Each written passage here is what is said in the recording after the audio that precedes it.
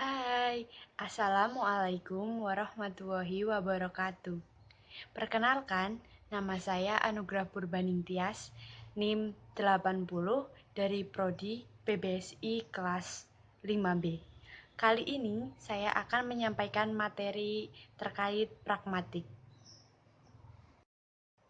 Hakikat multidisipliner dalam pragmatik. Dalam bukunya yang mutakhir berjudul Pragmatic and Natural Language Understanding, Georgia Green menyatakan, pragmatik linguistik berada di persimpangan antara sejumlah bidang di dalam dan di luar ilmu pengetahuan kognitif. Persimpangan yang dimaksud antara lain ilmu linguistik, psikologi kognitif, antropologi kultural, dan filsafat, atau logika, semantik, teori tindakan, sosiologi atau dinamika interpersonal dan konvensi sosial, dan retorika yang kesemuanya memberikan kontribusi terhadap bidang kajian ini. Kemudian ada pengertian pragmatik. Pragmatik adalah aspek-aspek informasi yang disampaikan melalui bahasa yang tidak dikodekan oleh konvensi, namun dapat diterima secara umum dalam bentuk-bentuk linguistik yang digunakan, yang muncul secara alamiah dari makna-makna yang dikodekan secara konvensional dan tergantung pada konteks. Di dalam pragmatik terdapat informasi. Di sini juga tampak jelas bahwa saat Krus memberikan definisi pragmatik, pengertiannya tentang pragmatik secara umum dan informasi khususnya memang cukup luas untuk membuat pendekatan pemrosesan informasi para ahli psikologi kognitif dan para peneliti intelijensi artifisial tersebut sejalan dengan definisi ini. Secara kritis, akan dievaluasi satu pendekatan pemrosesan informasi pada kajian pragmatik dan usulan-usulan teori relevansi Sperber dan Derde-Wilson. Teori relevansi oleh Ruth Kempson dideskripsikan sebagai psikologi kognitif tidak menyesal. Kemudian ada encoding. Dalam encoding linguistik, pikiran diubah menjadi bentuk linguistik yang kemudian dapat menjalankan komunikasi. Proses encoding ini hanya dapat dipahami bila ada konteks komunikasi yang lebih luas, yakni adanya seorang penerima yang dapat mengkodekan bentuk linguistik yang dikomunikasikan tersebut. Decoding merupakan aktivitas psikolinguistik yang kompleks dan melibatkan sejumlah proses yang saling berhubungan. Sebagian proses ini memanfaatkan pengetahuan kita tentang makna kata-kata agar dapat memperoleh makna semantik bentuk linguistik. Kemudian ada konvensi. Makna semantik merupakan bentuk makna yang bersifat konvensional. Sebagai bagian dari pembelajaran kita terhadap bahasa Inggris, sehingga kita dapat tahu bahwa kata berarti hal tertentu berdasarkan konvensi yang telah diterima secara umum. Dalam konvensi bahasa Inggris yang telah diterima secara umum, kata dog mengacu pada jenis binatang tertentu. Makna semantik dapat dikontraskan dengan makna pragmatik yang dengan jelas tidak bersifat konvensional, bahwa sebuah ujaran menghasilkan implikator percakapan tertentu dalam suatu konteks tertentu bukanlah bagian dari konvensi bahasa manapun. Implikatur ini hanya dapat diperoleh dengan mengambil penalaran dari hubungan antara makna konvensional sebuah ujaran dengan konteksnya. Selanjutnya ada konteks. Kita dapat mendapatkan definisi pragmatik yang lengkap bila konteksnya tidak disebutkan. Gagasan tentang konteks berada di luar pengejawantahannya yang jelas seperti latar fisik tempat dihasilkannya suatu ujaran yang mencakup faktor-faktor linguistik, sosial dan epistemis. Bagaimana faktor-faktor ini saling berhubungan dengan bahasa sehingga menghasilkan makna yang telah dikaji oleh sejumlah disiplin ilmu. Yang keempat, ada penggunaan. Jika saja ada suatu kebutuhan yang memberikan justifikasi terhadap pragmatik, sebagai cabang inquiry linguistik yang berbeda, tidak ada justifikasi yang lebih jelas dibandingkan dengan diberikan oleh kasus penggangguan bahasa.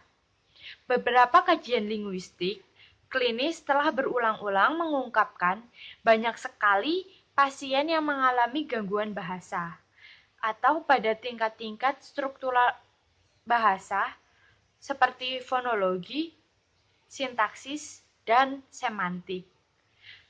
Namun, terjadi kemacetan-kemacetan tertentu dalam menggunakan bahasa. Gangguan-gangguan ini terjadi pada anak-anak maupun orang dewasa.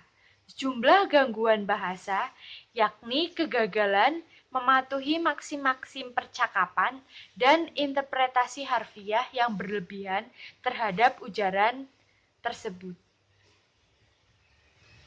Kemudian ada tindak tutur dan implikatur. Yang pertama ada teori tindak tutur. Pandangan John Austin tentang bahasa telah menimbulkan pengaruh yang besar di dalam bidang filsafat maupun linguistik. Pandangan-pandangan ini mencapai keunggulan filosofis sebagai bagian dari pergerakan bahasa biasa yang pernah populer dalam filsafat. Pada masa-masa selanjutnya, pandangan-pandangan ini telah diadopsi dan dikembangkan secara aktif oleh para ahli bahasa. Yang banyak di antaranya sedang mengalami kecemasan yang semakin mendalam terhadap linguistik Chomsky.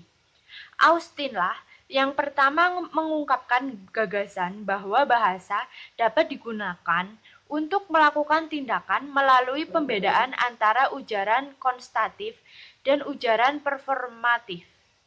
Ujaran konstatif mendeskripsikan atau melaporkan peristiwa-peristiwa dan keadaan di dunia. Dengan demikian, ujaran konstatif dapat dikatakan benar atau salah.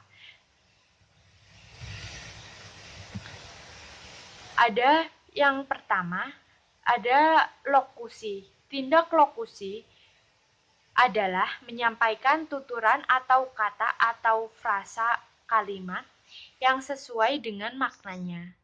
Tindak lokusi tidak mengenai maksud dari apa yang diucapkannya. Kemudian ada tindak ilokusi. Tindak ilokusi adalah ujaran atau tindak tutur yang mengandung maksud atau makna tertentu. Tindak perlokusi adalah efek yang dihasilkan dengan mengujarkan sesuatu. Efek atau daya tuturan itu dapat ditimbulkan oleh penutur secara sengaja maupun tidak sengaja. Kemudian ada teori implikatur.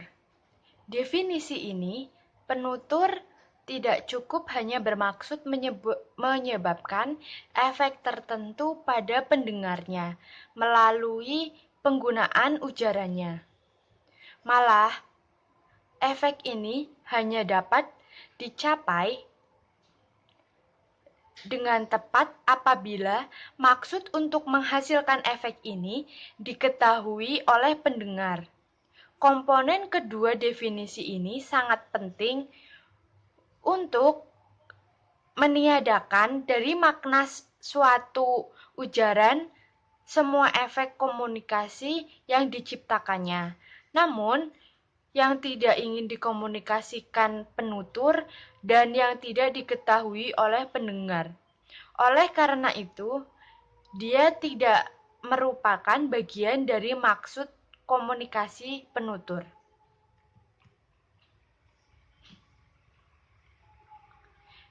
Di situ, prinsip kerjasama tidak menyatakan secara tepat apa yang diminta dari suatu kontribusi percakapan.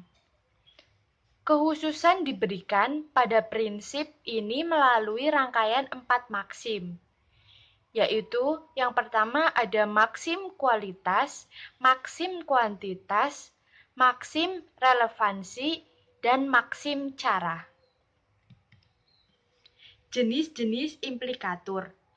Yang pertama ada implikatur konvensional, yaitu implikatur yang diperoleh langsung dari makna kata dan bukan dari prinsip percakapan.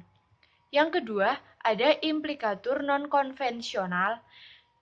Implikatur non-konvensional atau implikatur percakapan adalah implikasi pragmatik yang tersirat di dalam suatu percakapan. Kemudian ada teori relevansi, deiksis, dan praanggapan.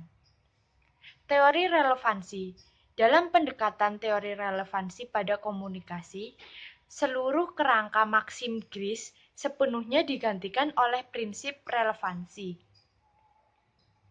Prinsip ini, menurut Sperber dan Wilson, mencapai penyederhanaan yang diperlukan terhadap kerangka Gris, meskipun sekaligus tidak kehilangan kekuatan kerangka tersebut dalam memberikan penjelasan. Semua maksim Gris dapat digantikan oleh prinsip relevansi tunggal yang menyatakan bahwa penutur berusaha bersikap serelevan mungkin dalam berbagai keadaan, yang bila diuraikan secara benar dapat mengatasi sejumlah besar data yang memang dirancang untuk dijelaskan oleh maksim-maksim Gris. Kemudian ada deiksis. Deiksis adalah kata yang tidak memiliki referen yang tetap, tetapi berubah-ubah, seperti kata saya, sini, sekarang. Misalnya dalam dialog antara A dan B, saya secara bergantian mengacu kepada A atau B. Kata sini mengacu kepada tempat yang dekat dengan penutur. Kata sekarang mengacu kepada kata ketika penutur sedang berbicara. Deiksis didefinisikan sebagai ungkapan yang terikat dengan konteksnya. Contohnya, dalam kalimat, saya mencintai dia. Informasi dari kata ganti saya dan dia hanya dapat ditelusuri dari konteks ujaran. Ungkapan-ungkapan yang hanya diketahui hanya dari konteks ujaran itulah yang dimaksud sebagai deiksis. Jenis-jenis deiksis ada 5. Yang pertama, ada deiksis orang dan deiksis sosial, deiksis tempat, deiksis waktu, dan deiksis wacana. Selanjutnya, ada praanggapan. Menurut KBBI, praanggapan adalah pandangan atau pendapat keyakinan yang ada sebelum atau yang melandasi pandangan lain atau tindakan. Praanggapan mengacu kepada makna tersirat yang mendahului makna kalimat yang terucapkan. Makna ini dapat ditangkap dan disimpulkan oleh pendengar. Kalau kita mendengar ujaran ibunya sedang sakit, maka makna lain yang bisa ditangkap yaitu dia mempunyai ibu. Inilah yang disebut praanggapan. Untuk mengecek kebenarannya, kita dapat menggabungkan keduanya dengan menempatkan praanggapan di depan ujaran tadi, menjadi dia mempunyai ibu. Ibunya sedang sakit. Tetapi praanggapan itu akan janggal jika ditempatkan di belakang. Praanggapan merupakan kondisi yang dianggap ada sebelum membuat ujaran. Maka, diharapkan praanggapan tidak berpengaruh oleh upaya apapun untuk menghasilkan keadaan yang diuraikan oleh sebuah ujaran. Dalam hal ini, masih merupakan suatu praanggapan ujaran. Sedangkan implikatur ada setelah adanya ujaran. Implikatur dipakai untuk memperhitungkan apa yang disarankan atau apa yang dimaksud oleh penutur sebagai hal yang berbeda dari apa yang dinyatakan secara harfiah. Sekian pemaparan materi dari saya. Mohon maaf apabila ada kesalahan. Wassalamualaikum warahmatullahi wabarakatuh.